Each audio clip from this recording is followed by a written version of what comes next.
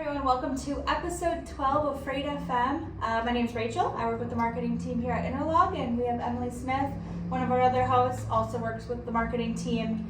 So we have some good topics here today. I think we're going to kind of focus on more of the Transpacific. There's a few holidays going on over there that we'll see some delays on and some impacts in the market.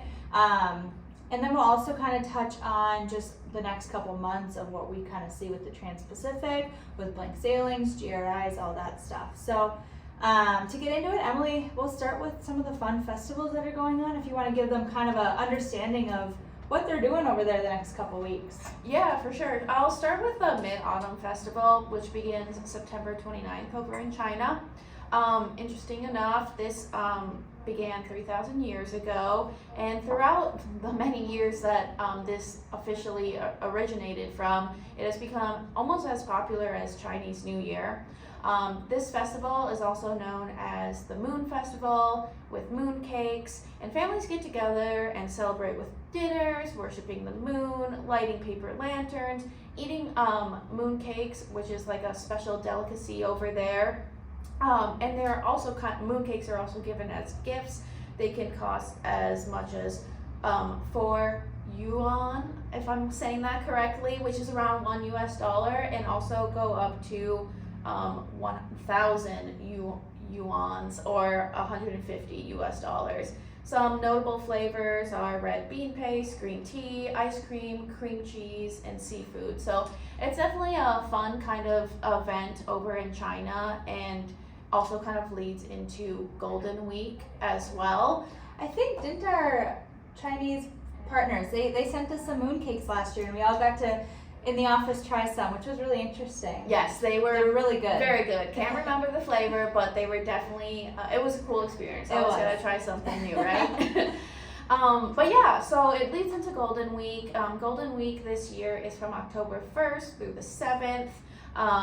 Golden Week was declared actually as a national day in China in December 1949, and these Golden Week holidays, which are a few during the year, they're just labeled different, but this one happening right now is predominantly named just Golden Week. But these were implemented in 2000, and it's a week-long celebration.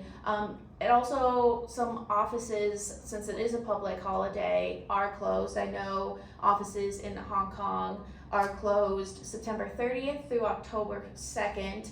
And then in China, those offices will be closed September 29th through October 6th. So great celebrations over there. Also can have some impacts for us in the US or even in Europe, Africa, South America, etc. But Rachel, do you kind of want to talk about like what we are kind of expecting for blank sailings due to these festivals and holidays? Yeah, so as much fun as they're having over there with the moon cakes and everything, we are going to see some impacts with our industry. So right now we have kind of experienced blank sailings just due to the low rates that are out there. It is kind of crazy to kind of look back on. About a year ago, we were up in like 10,000 plus for a container, and now we really have completely got rid of one of the zeros, and we're back to the thousands, which is awesome to see how quickly that can change in our industry, but also it has a big impact on more blank sailings happening. And so with the rates being where they're at, I think we're going to see a lot more blank sailings to come. Capacity reductions are going to likely to continue on the Transpacific, and with that, I think we're seeing where the market's stabilizing, especially on the Transpacific, and I think the next couple months, right before the new year, we're not going to see much change. There's not going to be too many GRI increases for what we're expecting. Right now, there's no GRIs for general rate increases for October, and if there are some in November, it's not going to be too much. So we're going to see it kind of stable out for Q4.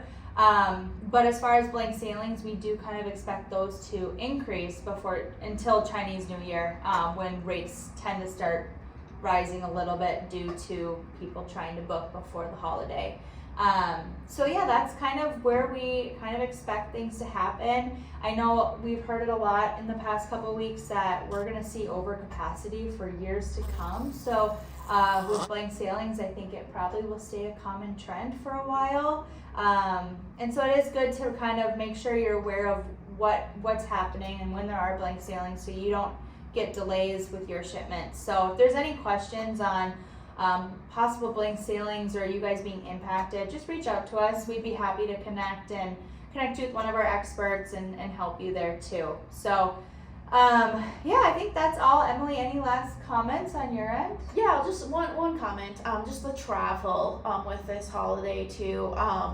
Domestic travel in China, as well as those visiting China during these times, because they have seen actually flights and all that stuff skyrocket this year, especially because last year over there they still had some COVID restrictions in place.